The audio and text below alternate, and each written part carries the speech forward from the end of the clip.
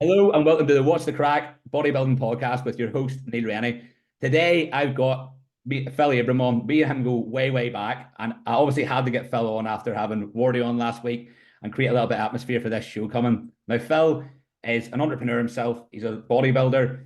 He's got his hands in every pie as well, but he's a major part of the fitness industry here. And he hasn't got a lot of filters, which I like about him. So we're going to speak sort of plenty. Phil, thanks for coming on, mate. I appreciate it.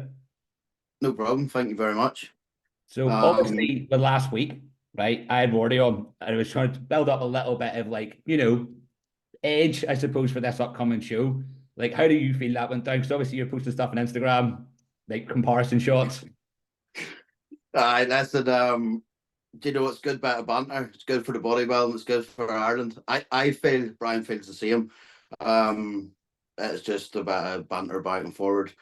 Basically, within Irish bodybuilding, we are missing a lot of that. We are missing the support network for each other and bouncing back and forward and having a bit of crack, as you say, with your podcast. And it's your podcast is doing well so far. You're bringing on the right people, and it is opening up for the Irish bodybuilders. We are slightly behind, and I do feel that a bit of banter, a bit of supporting each other too, but a bit of banter back and forward does hype it up. It does, because the amount of, and Brian said the same. We text each other in the background, and he is like, "But my phone's blowing up. My phone is blowing up," and I was like, "So is mine." But see the amount of people's like, "I wasn't going to go to that show. Now I am." Yeah. It's really good for the federations too, and getting spectators in. So it's good in all aspects of bodybuilding.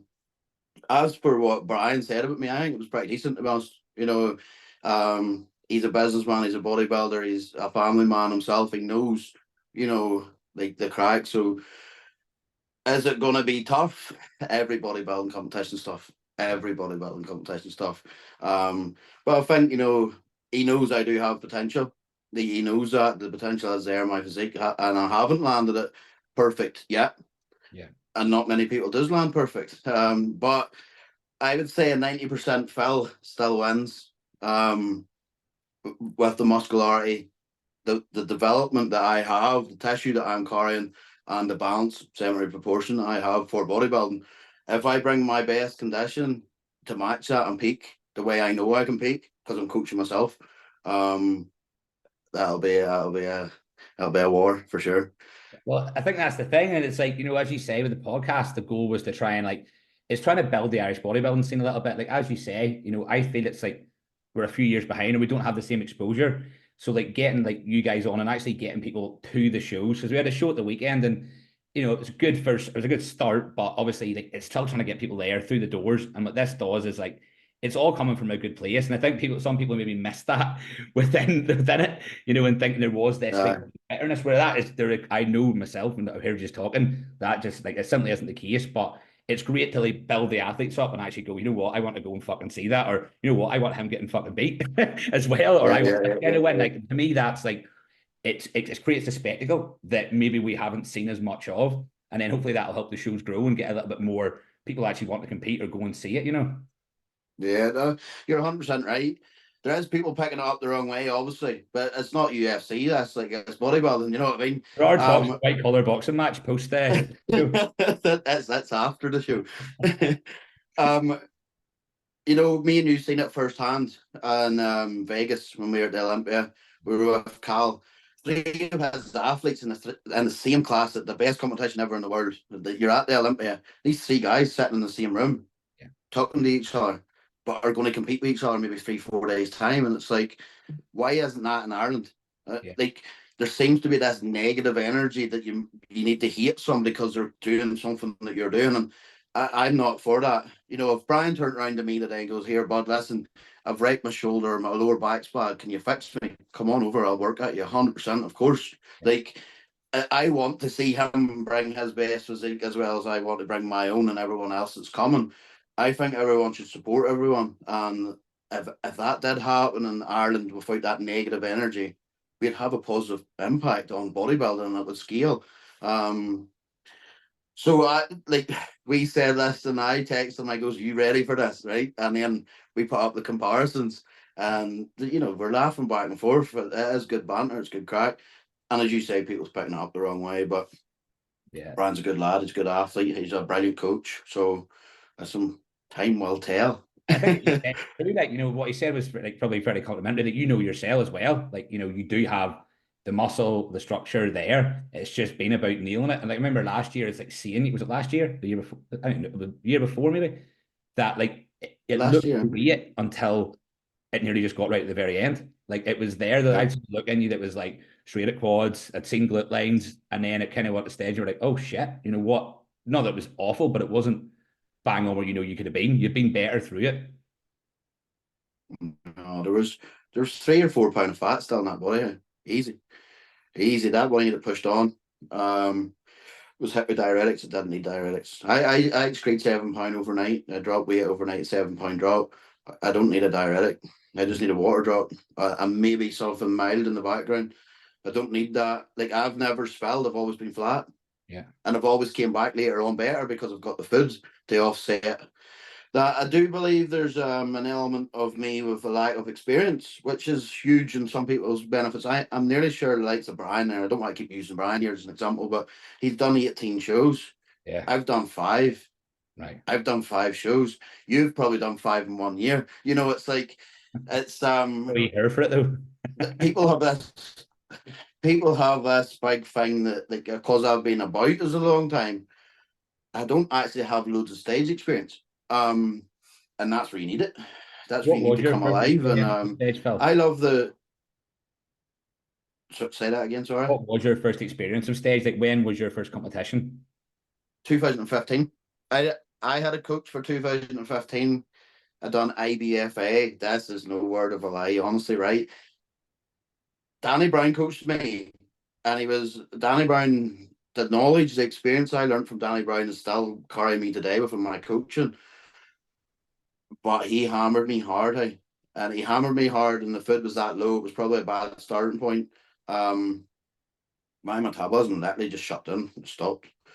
I was doing 2 hours of cardio a day. I was eating next to no food, training, and not losing a pound from week to week. I was like, listen, I'm doing everything. It's not working. So I actually had to feed me to try and get the metabolism going. But anyway, we got to 2 days before the show, right? And there's this guy, Barney Crossan from Derry. Everybody knows Barney, right? Barney's been about the bodybuilding scene for years, mainly the Nabas. And Bo, I was lucky enough to meet Bo and them. Got in that circle of people in with them bodybuilders, about 8 or 10 of us. And he's like, strap off to see you. And I'm not joking, right? 2 days out from my first ever show, I strapped off and he goes, geez, you're better than I thought. Because I was wearing the hoodies and stuff. He goes, you're better than I thought, but you're still fat. As he said to me, 2 days out from my first ever show, he says, you're still fat. I was like, Jesus, what did I do? And we went for a Lasix. We went the diuretic route. Good shape. So my first showing, right, I came stone last. Stone last. I was terrible. Terrible. What is like one It of was your? the hardest and worst. Sorry, I was just Hardest and worst fucking preps. I think there's a wee delay, like, but with that, what is one of your biggest mistakes in bodybuilding you've made so far? You think it has been more like around the diuretic usage when it hasn't really necessarily been needed? But Yeah. that's been sort of driven from other people more so than yourself at a time, hasn't it? I prepped myself 2017, then the next show, and I used a tiny wee bit of Diazide. It was still enough to flatten me too. But I came second there in that NABA. On the evening show, I was a clean winner. Again, it wasn't in. Hindsight is what it is. And also, I think after you come off stage in the morning, the stress, the cortisol levels, everything reduces. So you're going to be better in the evening anyway, regardless. Even if you don't do anything, you don't even eat or drink, you're going to be better because the nerves are settled. Yeah. But then a lot of people forget this. From 2017, I took 4 years off bodybuilding. What were you doing then? Nothing, pushing business, really. But I never went to the gym. I never trained, never done anything. My mental health went bad at that point. And so I hated myself. I was skinny again. I was like not eating. I was pushing business. I was trying to make money. I was chasing the pound. And to be totally honest, it was a waste of time. Total waste of time. I ended up my arse, lost everything, ended up at tenner, to my name, and in debt. To then pull all that back. My brother came to my house one day and he's like, right, listen, you're going back to the gym. You need to do something here. You're not in a good place, you're not in a good way, you need to start and do something. So I went back weightlifting. And you'll hear me talking about weightlifters and bodybuilders and how it's different. I was literally just moving weights. I wasn't bodybuilding, I was moving weights. And at that point then there was a gym open close to me, like 3 miles from my house. It's still there. But it's a powerlifting strongman gym.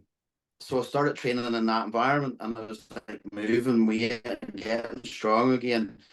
I was getting fat again too because I was eating again. But I entered a strongman competition. I actually entered under 105s at 93 kilo and won it.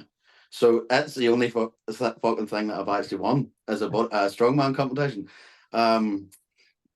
So I like that. But honestly, my hips was sore for about 2 weeks after that, and I was like, this isn't for me. But it got me back to being right.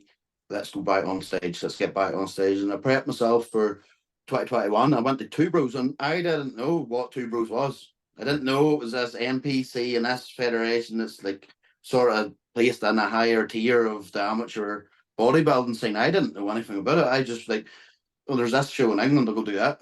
Right. So I That was prepped one of the myself field. for that. It's outdoor, aye. Aye. So I prepped myself. We went there. Kevin McGuigan looked over me every week. I drove into his gym. He looked at me and he would have said, "You need to do something, or you're on track. Keep it the same. Run it." That's all it Yeah. was. Mhm. So then I went home, and if he'd have said 8 weeks out to 7 weeks out, you need to do something, I might have dropped my foot a little bit, up my cardio a little bit. Came back in the next week and you go, whatever you done to work and just keep it the same now.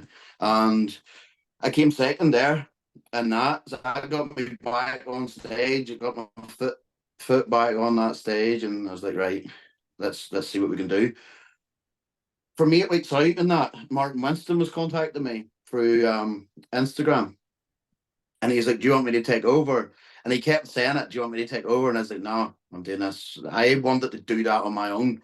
The main goal for me there was prepping myself again and getting back on stage. There was no expectation to win. There was nothing there. It was just, let's get back into this environment of bodybuilding. So that's what I done. Got back. As soon as I got off stage, when I came second, I contacted Martin. I was like, "Listen, there's a PCA show in Ireland in like 13 days. Can you get me ready for that?" And he was like, "Aye." So he took over. And then I stayed with him for about, I came fourth in that PCA, or fifth, fourth, Yeah. maybe. Can't mind. And then he coached me for about 16, 17 weeks in the off season. What have you So found the difference, Phil, between like, because you've been with like now, obviously a few coaches at the very start, and you've been with somebody like Martin, you've coached yourself, and you've been coached by Cal as well. I'm not sure if you're still getting coached by yeah. Cal, but it can scoot up and down sometimes, doesn't it? But like, Cal, what have you found the major differences there with them in terms of like how they do things? obviously me and Cal's very friendly. And it is hard. It's hard when you're as friendly. I feel I'm better coaching myself and having him as a turn to if I need something more so than anything. But no disrespect to anyone here, Martin Winston has been by far the best coach I've ever had. Mhm. By far, because there's no real bullshit. There's no trying to be over to get the job done. He'll work you hard, and he'll feed you when he needs to feed you. And to me, that is bodybuilding. It's basic. It's very simple, and I actually took a lot away from Martin Winston's approach and apply it myself. It's like, you know that you know the drill. You get serious conditions, so you know what it's like. Listen, you can't eat. You've got fat. Just keep going. I think the self coaching, Whereas Phil, I would have been. with the self coaching, do you feel that there's an Sorry, emotional? say that again. I think there's a delay here. Like this is being down in the woods here. The with self coaching, do you find that there's a limitation a little bit, from an emotional standpoint when it comes to that digging deeper, or like when to take a refeed, or are you better at doing that sort of thing now? I think the first few, you do need an eye, you need a true eye. An in-person eye is better than a photo, to be honest. So having Bo there, like before, was perfect. This time I've got Wayne. He's going to come and train with me and peak. So I've got Wayne there. He's going to be that true eye. I don't like compliments too much. I don't like someone bumming me up. I don't want that. I want someone to tell me to push. I don't want to be. And Bo was very good at that. Bo never ever told me once I look good, hey, which is really good. Maybe I look shite, but no. So basically, this year, where my mindset's at this year, and I'm investing into that personal development and learning more so of that, I can completely disengage my emotions from my physique, which is a huge benefit. Yeah. I'll literally look at that body on a video from my posing, and it's no me. That's just a person now. That is not really me anyway. Let's be honest. There's drugs in the mix. That's not a true indicator of myself, of who I am. That's a person pushing for a goal. And if there's body fat on there, what would I tell someone else to do? And that's just the way it is.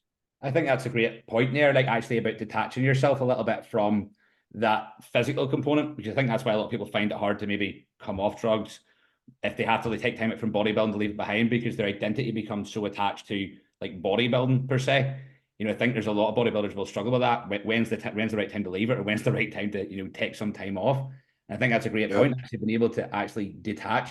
I think it's something that I would still personally struggle to do, is self-coach to a point, probably more so from an off-season perspective. Just will not put me on. Just see, as soon as the glute lines go, it's fucking night. I need to diet again. So I think that's still an element that I would like to work on for myself personally. Well, for me this time, my glutes is the last to come in. Yours is probably one of your first. Yeah. Everyone's got a weak area or a strong area somewhere. For me, my main focus is my glutes. I'm not looking at anywhere else in that physique. I don't care about anywhere else in that physique. If I don't get them glutes in, I'm not in. I need them in first. So once, everywhere else, I'm just sort of mind blocking it.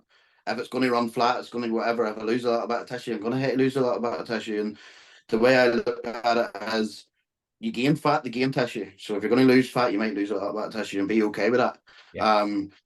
I still believe my past experiences with my last preps, when I analyse them, my biggest issue was always trying to stay big. And it's weird as fuck, and as you know, because even in my off season I never felt big, but when you start to diet you feel small, and you're like, well, how do I feel small now? I've never felt big. So the main thing is, now you just put the blinkers on. If I can't look at my own body, get someone else just to look at it in person. Don't even take photos. Let them take the photos and keep the photos, and just tell me what to do. Tell me I need to dig or I need to do whatever. Connor Swan contacted me this morning with this great sheet that he has, and maybe you've done something like this. It's been like your soil and your sleep and daily weights and everything every day. And he's like, I'll give you that sheet if you're wanting to track all that. And I'm like, I don't.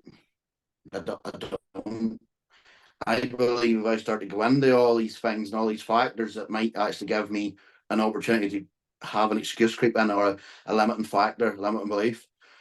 I was going to like, actually I just wonder. sorry, about the scale weight as well, because obviously you're looking at maybe the scale weight coming down, and like you say about at the time getting big. Is that, do you still pay as much attention to that, or do you look more so like at your visuals and go, you know what, like detached from that? Because I even heard like Samson Dawada, I think that's definitely his name, talking about like not using the scale as like a metric at all throughout the whole prep. I think it's really good for peaking, for the peak. I think it's really good because you'll know yourself at a certain point after maybe 2 high days or something, and that starts to drop off. There'll be a certain weight there that you'll know, I look really good here at this weight. However, you're looking at it and analysing it. I think that's a good guideline. However, based on a coaching aspect, I seen what I've done with Ross Corry, I should not have denied my own eye. I went off a data collection of previous shows. I went against what I seen, and the data fucked me.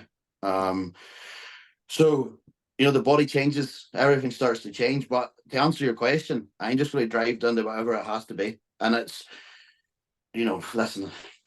Would I like to be heavy on stage? Everyone does. Everyone wants to be as big as we can and as heavy as we can. To turn around and go, listen, I'm 240 on stage. Wow, great. But listen, if I was 203 last time, I should have been in the light heavies. I should have been in that light heavies.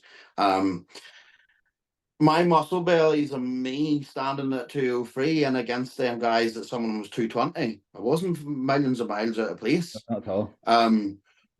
I believe, like, me and you was when me and you was in Vegas, I was 25 weeks out, and I said to you what weight I would be. It was 206. Yeah. I was 206 the morning after my show. Yeah. And them photos, obviously, listen, you're not on stage or whatever, but I look way better at 206 than I did at 203. And that was 25 weeks out. Since I was 257, I've been constantly saying I'm going to diet down to 215. I mean, that would still be a good amount of muscle. And like, to be fair, I always look at you when you're saying you're at 203, 206, it always looks a lot heavier than what 203 looked like in me. It certainly looked a lot heavier in terms of having the roundness of your muscle as well. So, like, I mean, 215 is going to be, it's going to stand very, very well. Yeah. That may mean I might have to come down to 210 to fill up to that, to maybe fill up to 217, 18, and then let it drop off back to there. But I'm 230 this morning, flat, really flat. I haven't been eating. It's just not sticking. Something, there's a bug or something going on. But as to answer your question again, it's just I'm going to just block the scales, look at the visuals, and get my glutes in. That's my main focus. That is my main focus. Get my glutes in. And I believe in their end, I'm in. Yeah, I'd say, because I think last time that was the one bit that was just sort of hanging about there, where it was like, you know, with the quads as well. Like, I would say new quad striations like deep into an off season when you certainly don't maybe look necessarily in shape elsewhere. So it's not like a particularly good metric with it. Phil, question, okay, in terms of off season, you know, talking about chasing the scale weight on the way down, chasing the scale weight on the way up in order to put muscle on. Like, where do you sort of sit with that in terms of driving scale weight? I believe anyone 40 to 50 pound over stage weight. If you were lean. So for me, if there was £3 to lose there, go 47 over stage weight. Yeah. You know what? I believe at max ends 50 pounds above stage weight. Obviously, now, don't get me wrong, at a certain point in your career, because if you're maxing out and you're getting 2 to 3 pounds of tissue, at a certain point, that's a huge amount of tissue. But where we're at, you're looking like you. What were you on stage at there? 210, 205. 205. Well, you'd be looking at 245, 250 would be somewhere you want to be at the peak of your off season. Now, I know you pushed hard and fast there, and your body couldn't accept it. Just so that was a lesson again. Every year, that is a lesson. And then I go, yes, that's what I said the last time, wasn't it? Like, pushing this hard to go get back then, it's like fucking roadblock, bag it back down. So sitting back down at like 220 now, but I'd be in full agreement with that in terms of going, that would be the sort of weight that I'd be looking to kind of get to, but over a more prolonged period of time, rather than going, right, 15 weeks, let's fucking go, you know? Yeah. I don't even know how long I'm in the off season. I don't do many cuts. I don't do any of that. I wasn't overly fat at 257 there, and I was 203, so I put 54 pound on there. This year, between 2021 and 2023, when was I on stage? 2023. No, 22. Was I? Yeah. It was 18 months there from that 2021 from the PCA. All right. Under the pro qualifier. I was 20 pound stage weight. 18 months is a good time frame for that. I think if given everything being in a good position, you know, I think 18 months is like, I think you can rush it. Yeah. I haven't seen it necessarily end well when somebody's rushed that amount of weight on and actually getting that weight off and looking particularly that much different. Yeah. This year's the first year I've done a different approach in the prep though. So talk us about that. I'm not refeeding. I'm a huge refeeder, as you know. I give my lifestyle clients a refeed cheat meals. I give everyone cheat meals. I do believe in the metabolism keeping it running, so it will go in when it is needed more so. Metabolism adapts very, very quick. So if I was on 4,000 calories and I dropped to 3, I'll be hungry for a few weeks. After that, I'm not hungry. I'm like, I'm okay here. This is good. But it's not really good because your metabolism's slowing down. So then you either have to up the workload or drop your calories more. So then we bumps. I don't believe I need as much as I had either because I want to get back into that fat burn zone as soon as possible, not 4 days later. You want to be getting nearly into it in 2 days' time for me. So the refeeds will only go in as and when I need it, but I've never done that. I was literally 6 days of lower food, 1 day super high, 6 days of low, 1 day super high. And when it came in, they did 4 weeks out, 3 weeks out. If I needed it every third day, had a bump, maybe 200-300 grams of carbs. But then I like the cardio, and I like pushing hard in cardio. I'm not going to push the cardio as high this time either, if I can. Obviously I'm carrying more weight, more tissue, so I want to try and keep it there. I want to try and keep the workload to keep the body fresher, if that makes sense. Keep the workload lower. So that 45 minutes cardio. I do cardio year round anyway, but 45 minutes cardio now. My food is about 4,200 calories. So the food's still at a reasonable level then as well now at this point. Yeah. I mean, refeeding at first prep, you were refeeding every single week. Was it from week one? Structured refeed in terms of this is how much I'm going to have on this day. 1,000 grams of carbs every Saturday. Right, every Saturday. But here's one of the psychological reasons why I'm not this time. I can blow my physique up. I can put 10 pounds in my physique in 2 days, and hold it with volume. I have absolute no fear now of running flat because I know I can bring it back so quick. I've trialed it so many times at different weights there as I came down, and I got to that point there where it's like, right, okay, you've had your cheat meals, you've had this wee phase where it's like a recomp, settling into pre-prep sort of. Yeah. Just let's do the work now. Let's get into bodybuilding. Let's get this fat off. And I never really had that mindset before. I mean, to me, when it's coming time to prep, I think that's the bit that I enthuse about more, because I don't know if it's like a psychological thing of being heavier when I was younger, but always it was like, oh, that's the bit I like, is the getting lean bit. And it was like, again, that's why I have a coach, because I would just not have refed and just plowed myself into the ground. And obviously the first couple of shows, that's very much how it looked. Where this was the first year, there was much more like regularity of refeeds, but also like to a much higher point. And to be fair, it was much better result. Obviously, still more muscle tissue than beforehand. But I very much seen the values in refeeding and actually just going alongside that and doing it rather than just continually plowing, trying to do more. Yeah, I noticed that about you. As there's a few things you've been told, advice here and there, and you like implement it a good time later. Yeah, I would take. You need to make the mistake before you want to do it. Every single time with me, it's like somebody will tell me and I go, and then a year down the line, if I've made the mistake, go, right, now that's my decision, because I fucking experienced it. I always find with myself personally, it's like the experience of it, and then yes, I wish I had listened earlier, but in some ways it just clicks better then once I go, right, well, I know now it's on me. There's a sense of like probably a control freak with things, you know. No, well, I would say it's more so you need the point of realization yourself. Mm-hmm. Yeah. And it's having that information already stored in your brain, right? So it's already in there. Someone's already told you this, but you're not really listening to it. You're wanting to do your own thing. So you do your own thing, you get to that point, and then that clicks, because now it fully makes sense, because you've experienced it, plus you've been told it, and it's like, all right, okay. Yeah. And we were standing talking one day, and I can't remember, me, you and Nicky, and we were talking about something, and you started smirking, or I must have smirked. You were talking, and then you said, you told me this a year ago. And I was like, did I? And could have been insult, could have been pulling back the calories, could have been not trying to put 6 plates and everything, no matter what it was. No.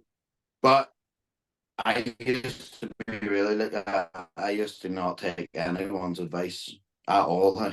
Really bad. I was like, listen, I'm doing it my way. My way is better. And then I'm 12 weeks behind. I'm 12 weeks. You tell me something, I'm like, oh, I'll give it a go, but it takes me about 12 weeks. And like, what's changed for you to that to be not the case now, or is that still the case that it takes the time? Because obviously you, like with your business now, you do a lot of mindset and mentorship side of things as well. You know, obviously that's something that you probably learned, I'd imagine, like from knowing your backstory, obviously I know that, but like through experience yourself of going to the wrong places and doing the wrong things. The huge shift to me was Louis Davis. Investing into that personal development, that NLP mindset coaching, to actually understand me. once I understood why I do certain things and why I do what I do in the way and the manner that I do it based on my upbringing or only what I know, then the arrogance and ignorance that I had upon myself was actually holding me back. My physical work ethic's through the roof. You've seen it firsthand. I can work night and day, all day and night, and not even sleep. Well, I can. I can do have 5 minute sleeps, Your but disadvantage at points though, it was. I remember like in Vegas, you waking up at like 3 in the morning and me being like, "What the fuck are you doing? Go back to bed," kind of thing. no, no, my work ethic, it does hurt me. It hurts me to a degree because, as you just said there, being a fat kid, I'll drive myself down. Having that experience now, then you would refeed. So I know when I need to do that refeed, and I know when I need to back off. But on a work ethic standpoint, it was like, let's just work longer and harder. On a physical point, even in business, it was just work harder and longer. But that's not really the right way to do it. You just need to actually invest into intelligence and experience knowledge. And these people tell you what to do, and it's so much easier. Then you create a team of people, and this is the first year ever in my life I've got people coming to me within my team and Elevate going, what we're doing this, what we're doing that, and they're all coming with all these ideas. It's really amazing ideas and want to see me do better. Whereas before that, honestly, I had this trust issue with people. I've been stroked, I've been outdone, I've been like undercut, or people's taken my money into business and just ran away with it to a degree. And I've always had then a trust issue and trusting people within business. Like, this is just, they're just going to stroke me again. Yeah. I'm like, there's a fear factor there as well as trust. And I'm like, I don't really want to, I just want to do it on my own. But understanding you can only do so much alone, hey? And it's like, to get to certain places in life, you need help. So you need to ask for help. Louis came at a weird time. I met Louis in Spain. I massaged him. Then we went to Milan. The Masters. Louis turned pro. Yeah. Louis turned pro in Milan. After Milan, I had been thinking about it for so long, and I was like, listen, can I jump on your course? Can I do what it is you do? And he was like, surely, yeah.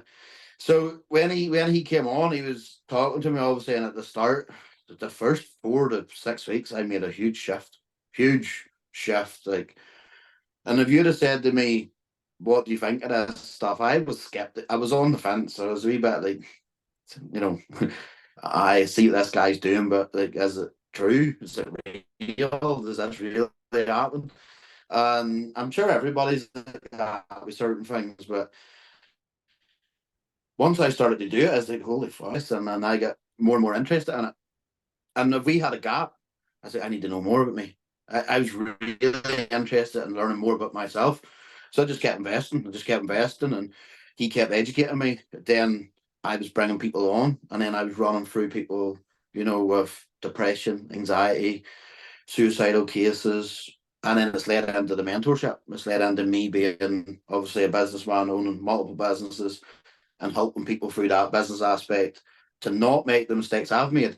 So everyone's doing really, really well. Wayne opened his third business this morning there, which is good. The vegan Um, company, is it? aye, Vegan. aye.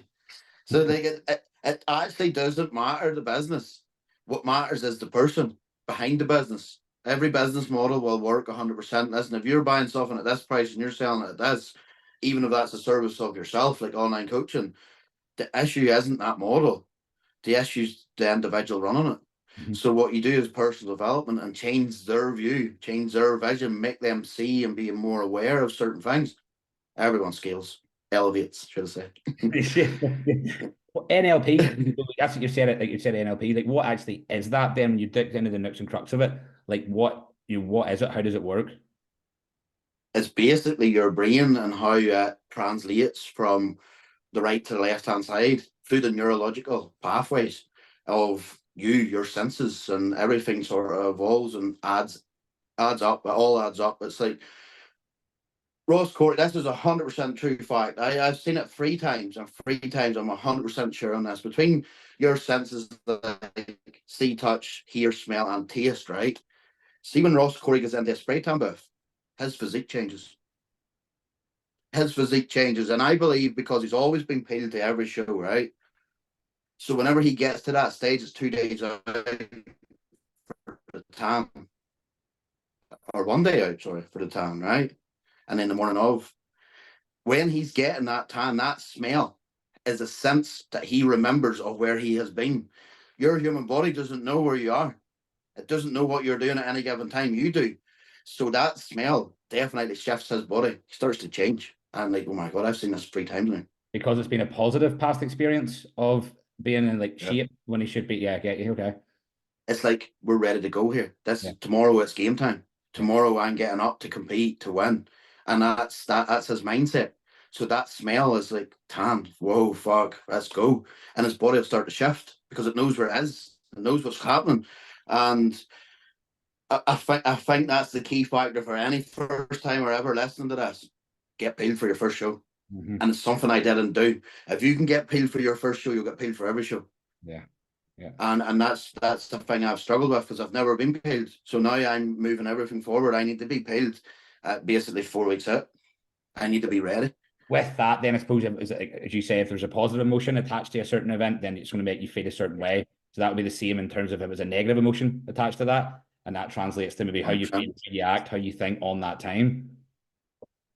Yeah, 100%. And my upbringing and who we sort of were, what we done and ran about, Highlands and whatever, we done boxing and we fucked about, right? So there's an aspect of me going to a competition like I'm going to fight. It's like, I'm going to war here, I'm going here, this, and fuck everyone else. This is my show. I'm going to win, right? And it's like an arrogance. Yeah. It's a really egotistic, like strong thing. You're not going there to fight, and you go there and everyone's backstage and you're lying about sleeping, and you're like, what the fuck is this? Like, but that is that environment. That is the way that is. So my style of approach is wrong. And I noticed it last year, and I said to Cal, listen, see, my approach to show day, so wrong mentally. It's so wrong mentally, because what I need to be is relaxed and calm. And I actually need to be in that bodybuilding setting where everyone else is just lying there relaxed, going, when am I on headphones on listening to music? I'm not that guy because of my past. So the more I get to understand myself and understand these factors that's actually hinder me, I'm just working at them to fix them. Yeah. Whereas Well, some people's just completely in denial. Sorry, go ahead. So that translates really, you could say, yes, that translates to bodybuilding, but essentially that translates to absolutely every aspect of your life as well. Mm-hmm. Yeah. But it's a huge thing I've learned there. But again, I'll go back to completely disengaging your emotions. Because see, if hate stuff comes through onto my thing, or anything new, I'm literally laughing at that.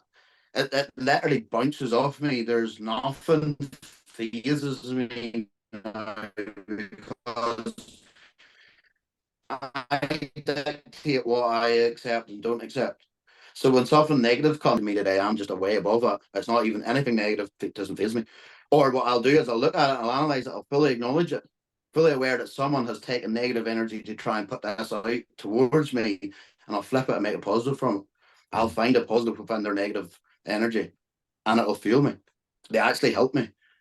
Yeah, it was very interesting. Like, I hear you talking about that. Obviously, I train with Nikki. She's talk a lot about energy. So I used to go, all right, whereas it's something I am getting into more, because even still, as you say, with the negative comments, like even when we started this podcast, somebody had said there last night, who do you think you are doing this? Because I feel, what the fuck are you doing? It's like, for a start straight away, it's like this aggressive like reaction to it before like I sort of decompose and sort of feel it, as you say. So it's something getting better with is trying to deal with those emotions slightly better.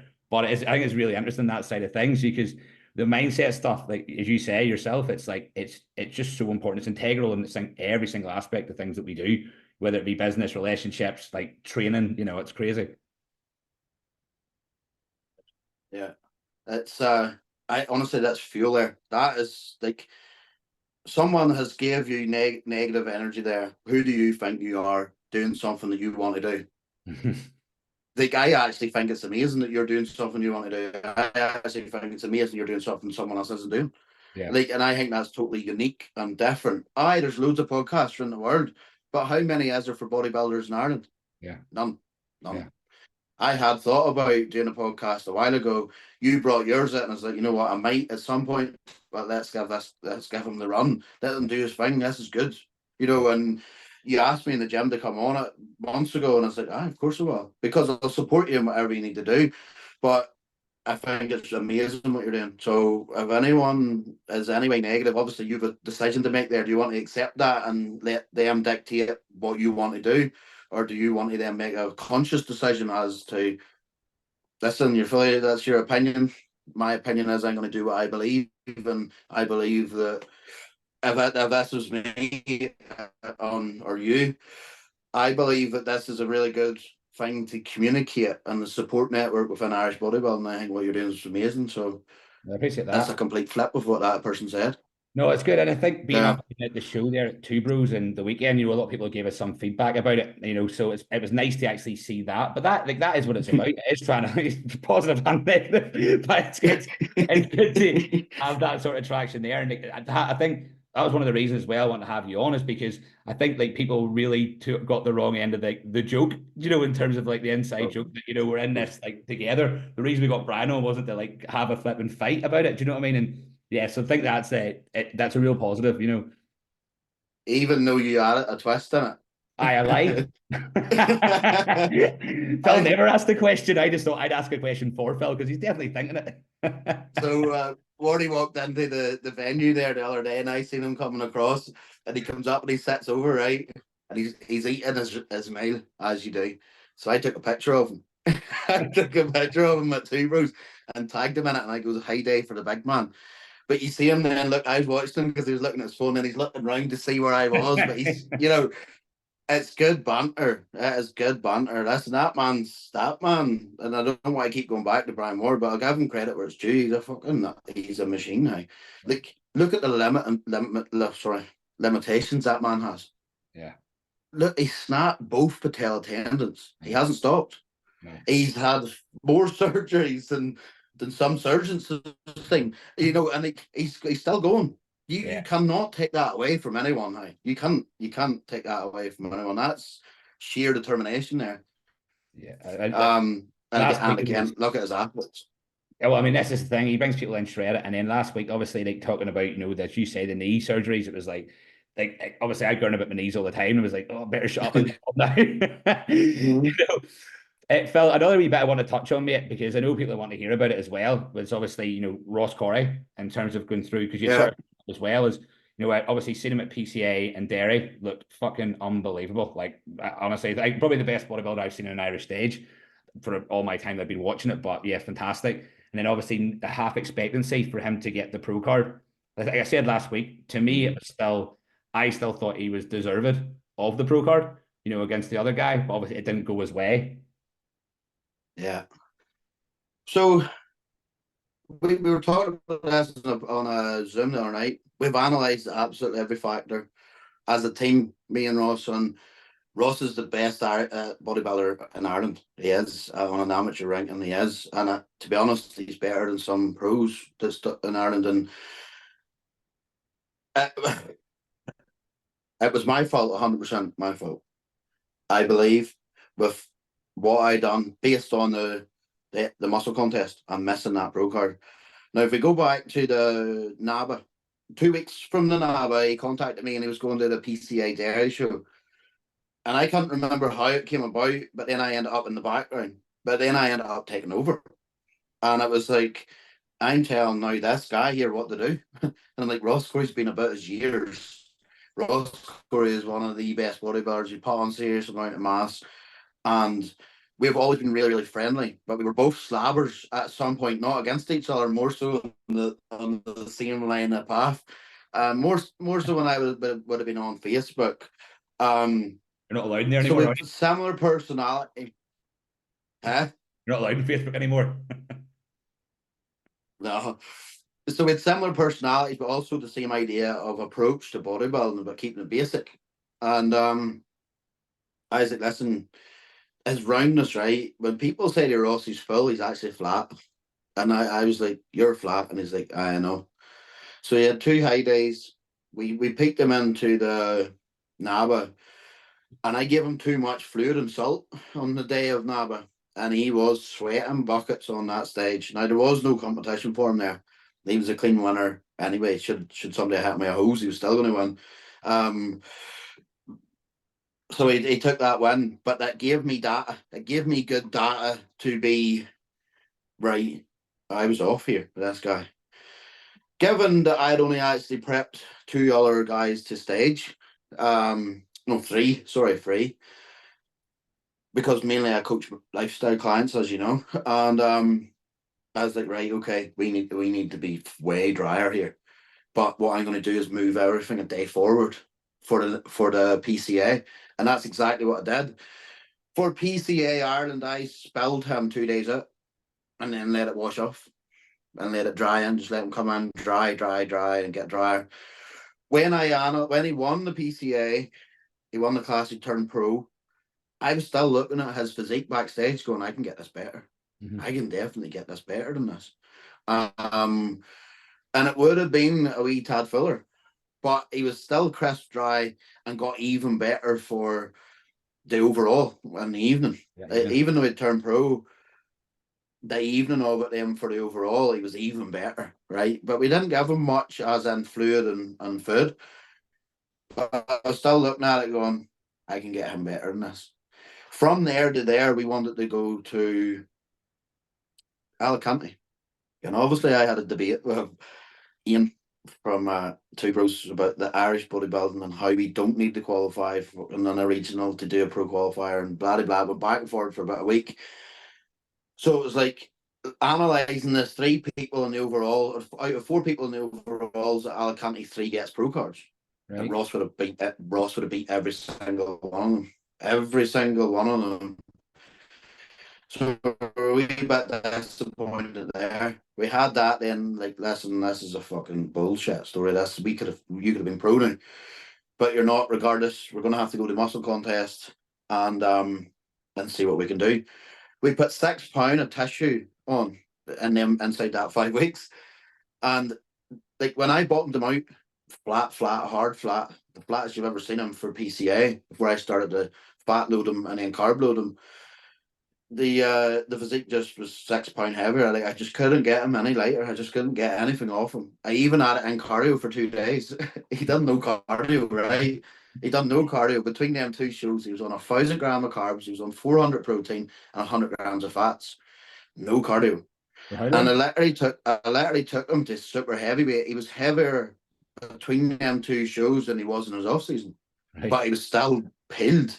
So I was like, right, we need to start to take you back down here. Pulled his foot, he didn't drop weight. I was like, fuck, right, okay. Pull his foot again, still not dropping weight. I was like, right, okay.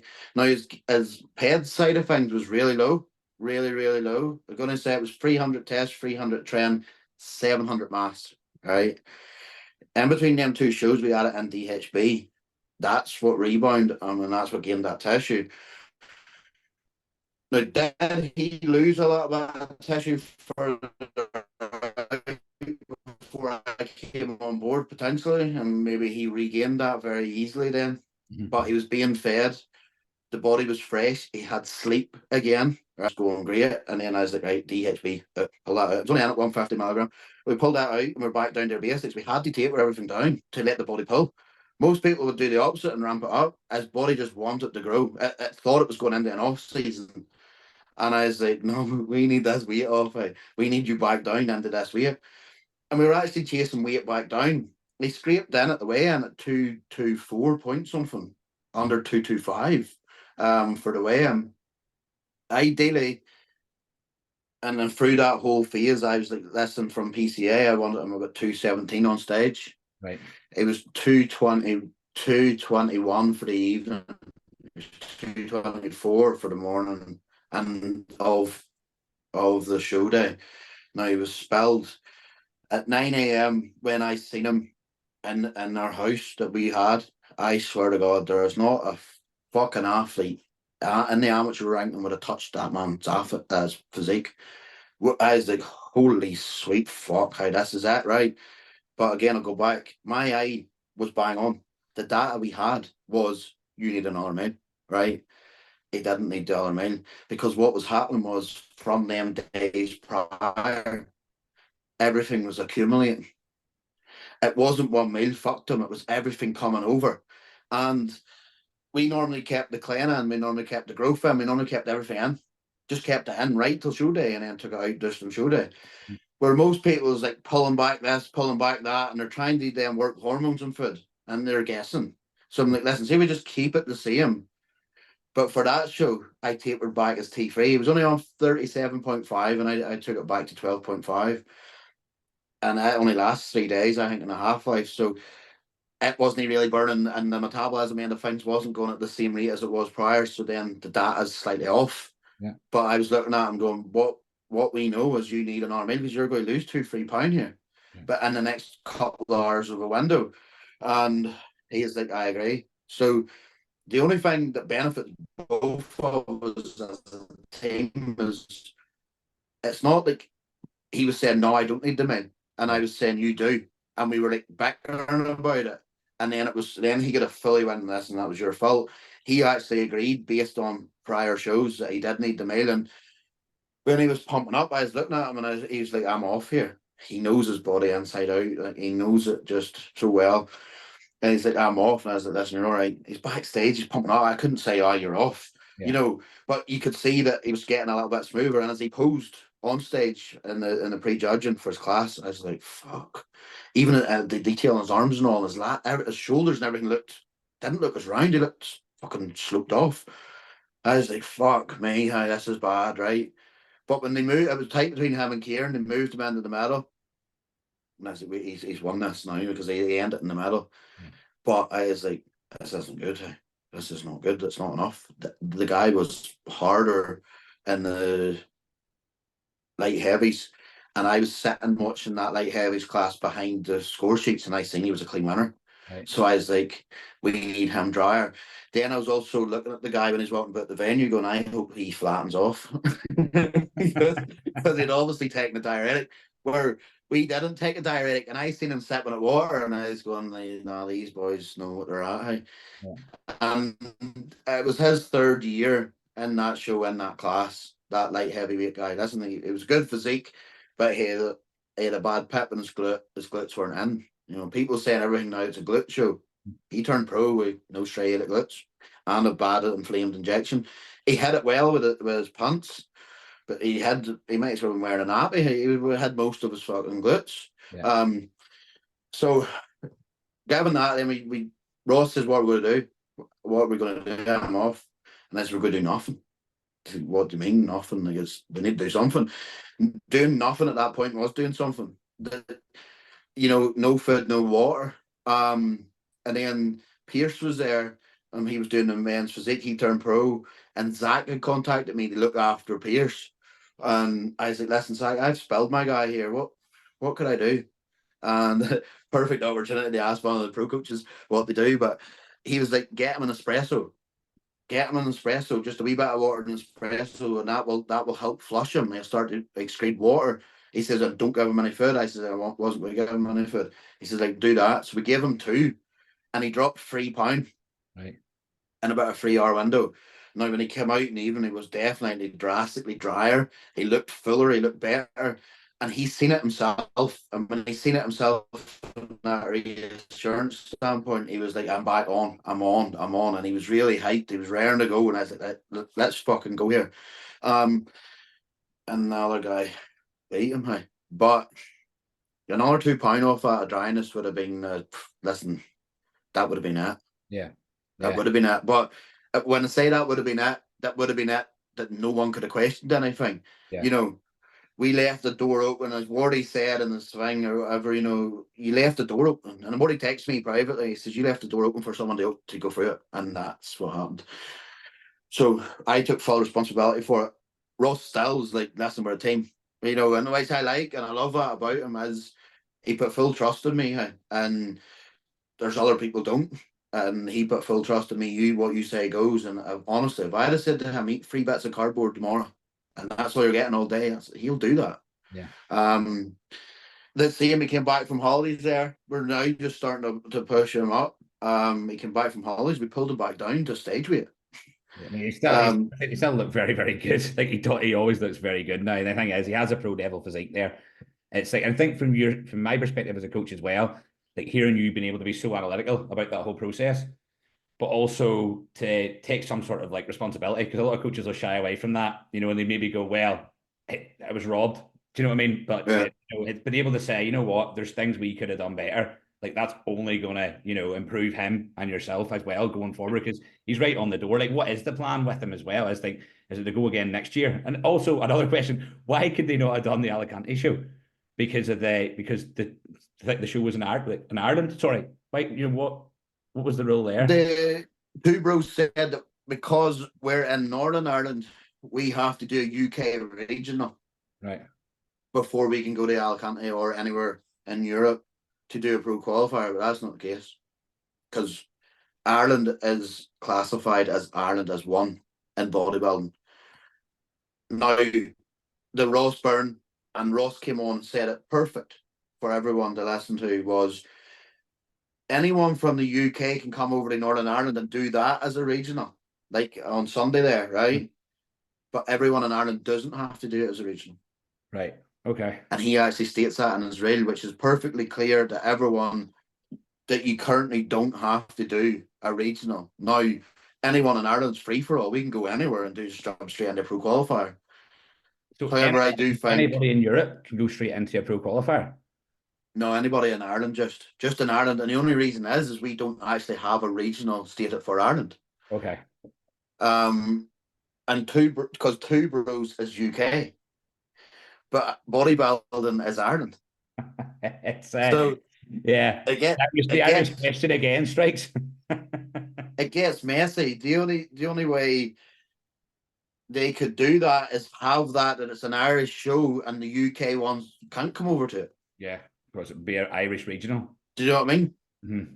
Yeah, it'd be an Irish regional, not a UK regional. They had a UK regional in the part of UK which is Northern Ireland, but Ireland is actually a whole in bodybuilding, non-political, and there's never been politics in bodybuilding sport ever. So it's just the way it is. Like we could have went to Alicante. Yeah, but Let's put it this way: there's loads of people. Did anybody have stopped you? Do you think you had went to Alicante? Sorry, say that.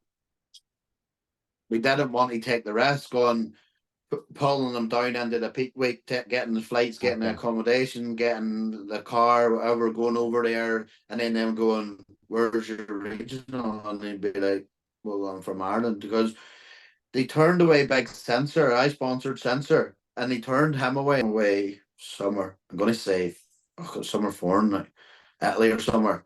And that was wrong to do that. He should have been able to compete, but literally, you could today go to Gasp and do the pro qualifier there in 8 weeks' time or whatever it is, 6 weeks' time. What's your plan, Phil, then, going forward for the rest of this year? You know, obviously you've got the big showdown, the big boxing match there in November. After that, any more plans? Because you always talk to me about, you know, not necessarily, yes, a pro card is the one, but having a pro-worthy physique more so. Because I think, like, even with the muscle contest, listen, the boy's going to be a better bodybuilder than I've ever been, but like his now chances probably as a pro and doing well on that, given that he's light heavy and been light heavy for quite a while, like, you know, where do you go from there? So you've always talked about having a pro level physique first and foremost. I think it's tricky within a heavyweight class of where you land and where you go. If you win, that's just hindsight, right? And we'll speak through manifestation. This is what's going to happen, right? I've turned pro at 217 pounds. Where do I go? Are you going up the way or down the way, or do you know, yeah? Are you going to try and pull 5 pounds off that physique that's meant to be peeled inside out to the wire, or to get into 212? You could, because you could do it with diuretics and saunas. You could, but you need to know where your kidneys is at there first and foremost. Then, you're too small for open. Yeah. So it's like most of you, if I analysed the amateurs and everyone that turned pro last year was mainly heavyweight. And they were in around the 218 to 220 pound region. And they all turned pro. There was very little. There was a couple of super heavies. But you'll find with these guys that they need to go into the off seasons to either grow or they need to then maybe sag into the 212. They're not even big enough there either. Yeah. Because them 212 guys are huge. And that's another thing I wouldn't mind touching on there is me and you in our room, Darwin. Remember Darwin was there? Yes. Like he's going to do, he was massive and he was 180 pounds or something. Yeah, it's scary. Like when he said that, he was heavier than me and I was fat. Or lighter than me. I was like, I was 232 pounds standing beside him going, you're bigger than me. How? Like, so again, weight doesn't really matter, but you need tissue for that weight. You know, there's people there that's light, but they've carried a lot of tissue. I'd be one of them that can come in lighter and look bigger. Yeah. Could I get my physique to 212? 100% now. And where am I going this season? Well, the highlight is PCA, isn't it? It's almost 100% here anyways. No, I do have other plans. I do have other plans. Um, it's more so stage experience, getting in the mix again within pro qualifiers and see where I am. I took upon myself to go from here to here. You know, I just was like, right, if I'm here and what's here, let me see. Let's just jump in here and see. And listen, you'll hear me on social media. I'm going to win. I'm going to win. I'm going to win. I have to say that. I can't say that. Me and you go to play a game of pool today or pitch and toss or something. I want to beat you. Like I'm not going there to go. Oh, I'll definitely the game here. I want to win at everything I do. So I'm constantly convincing myself of this and trying to vision this win. And regardless of where I placed, where did I even place? Fifth or sixth? Was it last year? I don't know. Sixth. Sixth, I think, was it? I don't know. I know he didn't win. That was the only thing I knew. They definitely did win. No, I think that. Like, I think going in with that sort of mindset, if you like, because I think the thing is as well, you're at a level where you can go in and win. You have the muscularity there, and again, it's something like being again not talking like again, but we have these debates. I would say all the time, where I'm like, if I'm going into something at that novice show, I was like, I'm not going in to enjoy it, to experience it. I'm going in to win because I know at that level I can be competitive. Then yes, maybe like when I go into class 2, say next year, that mindset will probably be slightly different because yes, I want to be the best, I want to be competitive, but it's like, right, am I genuinely good enough? Or from a rational point, if I was coaching me, would I be telling me that you're big enough to win a class 2 show? It's probably not. Well, that will just go back then to what just happened in front of our eyes. The light heavyweight guy won the pro card. It's true. So that you're associating weight with mass, and it's like you're going, am I big enough? Am I heavy enough because of that class? And the medium class, the heavyweight class is the fucking start class every time. That's the class to be. That's the bastard class. Like that is the class that's the most competition in every show. And yes, the guys in the super heavies are freak, and yes, the guys in the light heavies they're pilled. But like I've never been pilled inside out, right? But I know for a fact when I was lighter, it was definitely easier. It was definitely easier to get leaner, faster. You're less muscled, Phil. You found it easier to get. Yeah, I 100% agree. Yeah, it was definitely easier. And again, do you go back to as a psychological driver? I don't want to lose tissue. Yeah. Honestly, this time, regardless of what I have to do, if it means sacrificing tissue, I need to get peeled because I should have been peeled for my first show. So if I need to get the fat off my glutes, and for anybody watching, right, understand this, you've never had fat off your glutes. Yeah. That fat's there since you were a baby. Yeah, that's what you think. Yeah. A baby. That fat is there. That fat is there 30 odd years. You need that off. If you get that off once, it's never coming back to stubborn fat. So you're going to get it off quicker. You need to get peeled once, and you'll always get peeled. But if you can't get peeled once, you're never going to get peeled. And I do believe there's an element. Did you ever see people like I can gain tissue very easy? You could watch me. You could probably watch me train going that. He's fucking a bit, Never off that phone, him. I probably texting clients, and like honestly, right, I can gain tissue like that, and I seem to be this year. The less I done, the more I grew, and it was like, right, there's something here that maybe I've been over doing this and not giving myself enough rest to let my body actually breathe, to let it actually grow. But people that can normally gain muscle tissue easy struggle to do it. I You can take my foot away from me. I'll have no. I think there's a I big have no problem. component to that side of things in terms of like being able to come down, and it's harder to get the weight on. You know, you see it all the time. As you say, them smaller guys are always pain. Like obviously natural is natural, so you're not going to have the same tissue. But like, what do them guys come in like? Yes, there might be a drug component to it, but we should be able to be helped with that. But them Yeah, guys, some of them are fucking exceptional in terms of conditioning. yeah. Look at Keefe. Keefe comes over here, flies over here for a massage, and that man's a machine. Mm-hmm. 100% natural. And look at him there. Well, I only seen him in the car today, and his face is just sunk in. Like he'll bring serious, serious condition. And another guy I was talking to on Sunday, things inside out seafood condition, 100% natural. And he's PCA pro. He was the first ever PCA pro in Ireland because I thought Ross was, and I thought a post about it, and then he was like, "Hold on a wee minute." I was like, "Oh fuck, shit, I didn't know." I actually didn't know. So I was talking to him, and he is a smart. He coaches himself. He is a smart, smart guy. And it's always good to get an opportunity to speak to him. He gave me a tip. He gave me a tip on Sunday, so I'll be implementing that. You want to tell us? No. You pay for that shit, Phil. I have to Sign say, up the elevator. Your invoice over after this podcast. So my plans is obviously I'll give it this year, next year. If I can't turn pro in these next 2 years, I'll train, I'll keep fitness, but I'll not be a competitive bodybuilder. I wouldn't see the point in it. I've gave it a few shots there already. I sort of seen where I'm at. I've had the feelers that went from here to here.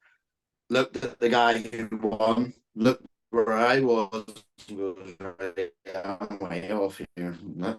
I deserve to be sixth place, but fair enough. I was happy with that show. Fair enough. And I don't mind that. I never mind getting beat with someone better than me. I'll shake their hand. They went through that fucking process the same as anyone else. Fair play to them. They're just better on the day and they deserve it. I think that's what you need to do. I think walking away going, "Oh my God, I was fucking robbed today," when you weren't. Yeah. It's a different story. Where if you go back to Ross, I would have picked Ross over anyone on that stage. If I wanted to have a physique, it was his. Yeah. And I'm not being biased there.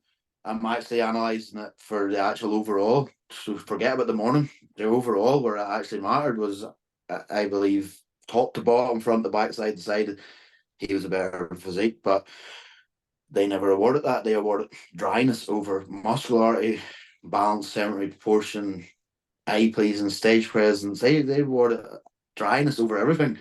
Yeah. No, I thought the same. Again, I was watching the feed at the time, so it's always hard to see like on the live feed kind of thing. But from my point of view, I didn't see the same condition level, obviously. But in terms of the structure and that, but listen, mate, as time will come, and like hopefully yours will too, because you do you live and breathe it now as well. So I think it's credit to you.